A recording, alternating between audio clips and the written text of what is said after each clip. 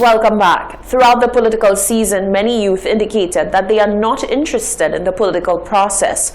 Former Independent Senator Adrian Oje says if youth are opting out, this should be a concern to all political parties. Political apathy is a feeling of disinterest towards politics. It can consist of interest apathy, voter apathy, and information apathy. This includes lack of interest in politics, political events, public meetings, and voting. Some first-time voters in St. Lucia made it very clear that they would not be taking part in the elective process. Former Independent Senator Adrian Oje says the deliberate decision by youth to stay away is worrying and should concern not just those with vested political interest, but everyone. The sad reality is that some of them are choosing not to be part of the process at all. And that is not a failure of young people necessarily. I would say that is a failure of the political system, which has failed to inspire them. And this has been a recurring cry among not only young people, but among several people. I mean, the younger people may be more susceptible to exiting the system and just turning their back because, you know, they haven't got a vested interest. They may not have a mortgage, or they may not have a job for that matter. So if they are disinterested in the politics of the country, that's a failure of the politics of the country. That's not necessarily a failure of the young people themselves. He says what is interesting and may be considered a good thing is the fact that youth may be moving away from the trend of voting where their family votes and making decisions of their own. I cannot speak for the youth except what I have gleaned indirectly from having exchanges with a fairly healthy cross-section of young people across the country. But if I were that age and I was coming from a home that had been traditionally one party or the other, and I was educated or alert or aware or enlightened, I would want to break out of the senseless trend that my forebears have maintained, subjectively, without assessment, blindly. I mean, if education doesn't liberate you from that sort of political prejudice, then what's the point? So I don't blame young people for looking on and saying, I don't see anything to vote for, I don't care, which is unfortunate, but it may be very honest. Oje says political parties need to see youth showing disinterest in the political system as a challenge to motivate them and reel them back into the elective process. To hear that cry, to hear that as a cry for help indeed, and to see how they as political parties can improve their relevance to the upcoming generations. Failure to do that is going to only perpetuate the in and out of political regimes, which we have been seeing for the last 20-something years. No government has been able to secure a second term.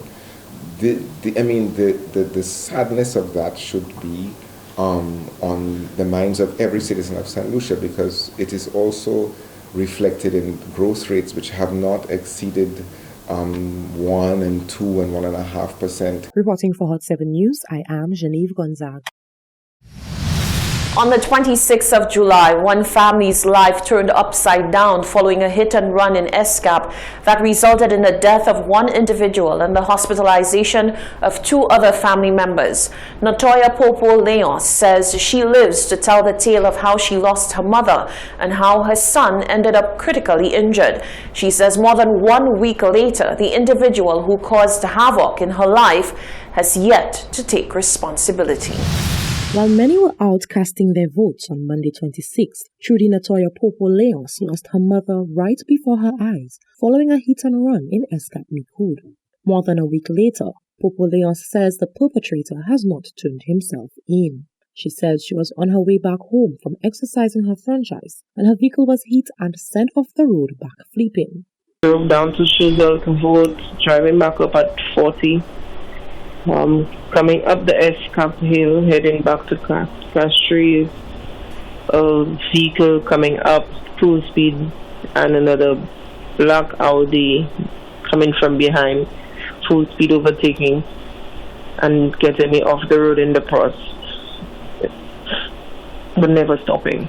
Black Audi, the first 2 numbers on the number plate is 94. In St. Lucia, It is unlawful to leave the scene of an accident if there is no immediate danger. She recounted the incident and told Hot 7 what she remembers from that fateful day. For the accident, my mother's last words to me was, "Oh, what me doing?" And sudden impact, the vehicle flipped the first time, she flew out. Vehicle flipped another 2 times. As soon as it stopped, my son is screaming in pain. I'm trying to get him out, screaming for help. First person on the scene asked what happened. I told him. He said, but I passed this guy down the road. He didn't seem to be slowing down. Other passers-by stopped, tried to assist me in pulling my son out. I did pull him out and then pass him through the window for the other person outside. And then pull myself out of the vehicle, trying to get to my mom, until they asked me to sit because my legs was not able to hold my weight. And then they found her near the area, tried to resuscitate her to no avail. Popo Leon says while she is thankful that both she and her son are alive, she is reeling in a myriad of emotion. He hasn't turned himself in. I'm pissed, I'm angry. At the same time, I'm hurt. I feel lost, I feel empty because I lost my mom.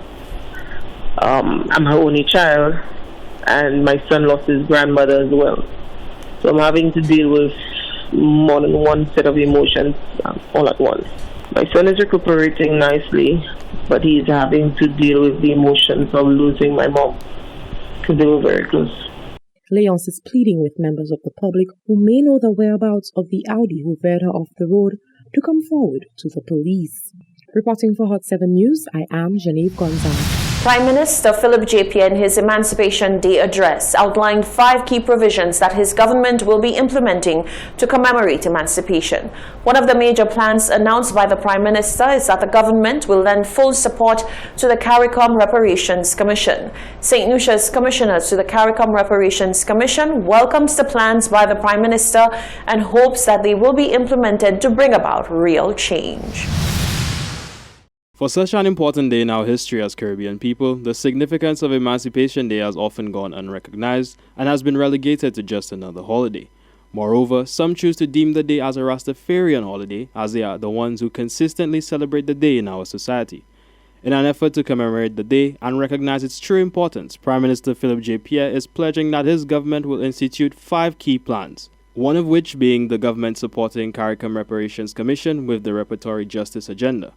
St. Lucian's Commissioner to the CARICOM Reparations Commission, Earl Bousquet, says that the plans outlined by the Prime Minister will aid in achieving greater understanding of Caribbean history and why reparations are necessary. The real truth about what slavery meant, what it left, and why Britain and all of the European states that benefited in and participated from slavery have to pay recompense. And that recompense, we are saying, is not money to put in our pockets for everybody who could prove that the great-grandparents were from Africa, but monies to go to development support. Bousquet says that the monies repatriated should be placed in a fund and utilized appropriately to bring about transformative development. These monies would go to a pool, not in the hands of politicians, but in a pool to be appropriately expended across the region in ways that will help our people by establishment of museums that would display the African artifacts that we have at people's homes because they are in private arrangements. We need to have the transfer of technology from the north to the south. We need to have debt forgiveness. We could never finish paying the debts like Haiti had to pay for becoming free. So all of these are going to be negotiated. On Emancipation Day 2020, CARICOM adopted the blueprint for reparations written by Sir Arthur Lewis in 1939. Bousquet says St. Lucians should be proud that Sir Arthur Lewis's template is the one being utilized to achieve reparatory justice. For the Hot 7 Nightly News, I am Kareem Nelson. The Castries Central seat was one of the more interesting battlegrounds for this year's general election. For the election, Sarah Flood-Bobra faced off against independent candidate Richard Frederick and newcomer to the political arena, Aaron Alexander.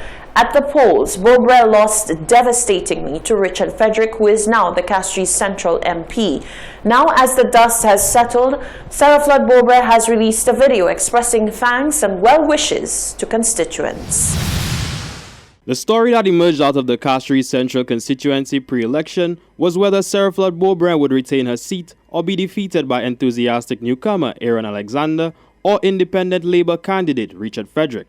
Unfortunately for Bobra, she was one of the casualties swept away by the SLP flood, where Richard Frederick, the independent candidate working alongside the SLP, was victorious. In the aftermath of the election, Bobra released a video conceding and expressed gratitude to constituents. Today is a new day. Today is a new beginning. The process of democracy has unfolded. The people have chosen a new government.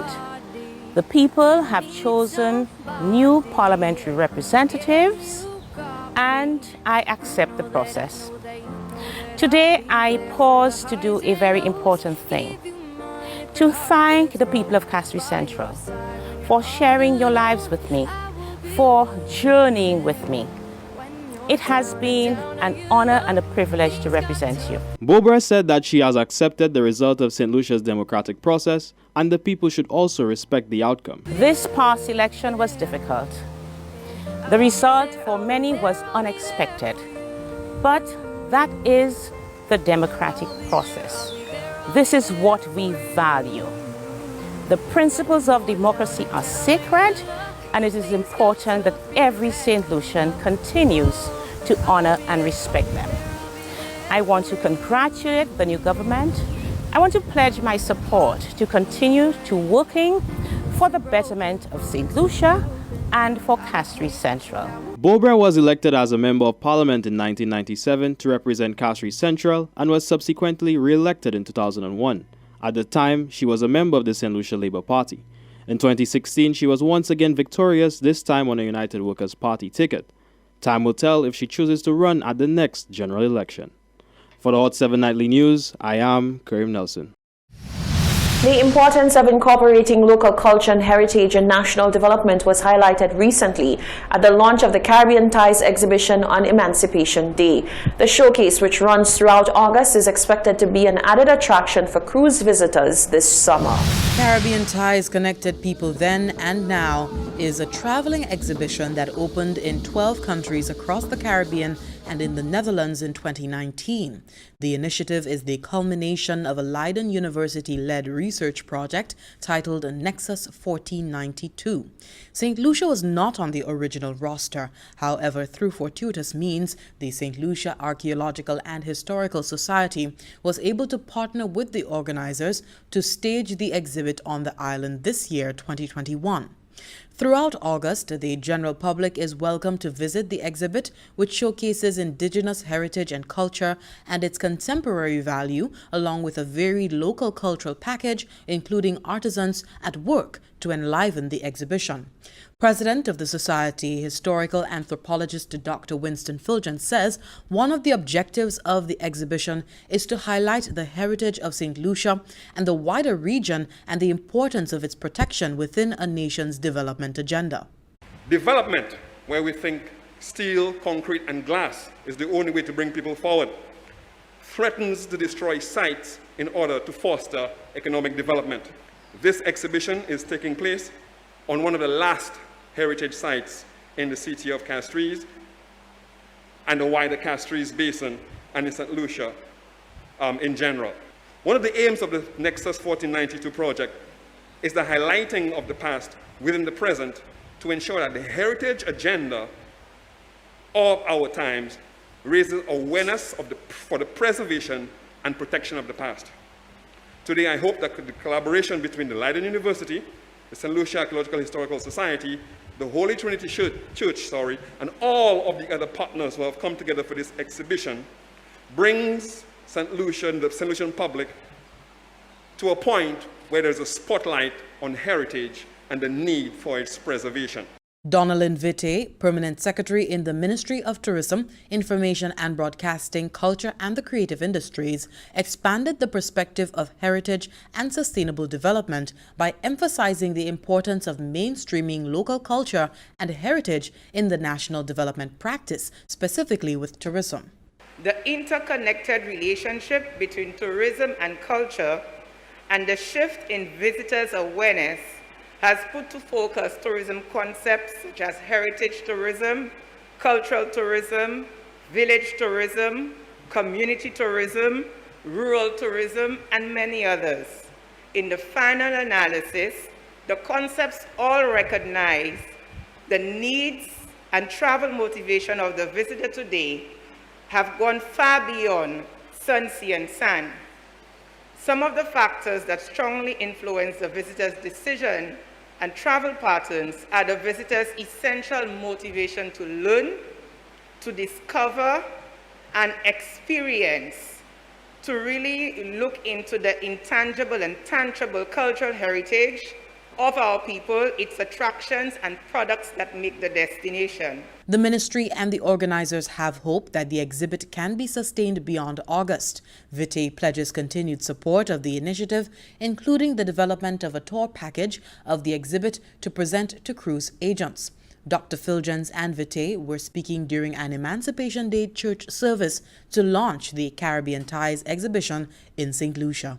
For the Government Information Service, I am Jessie Leonce reporting.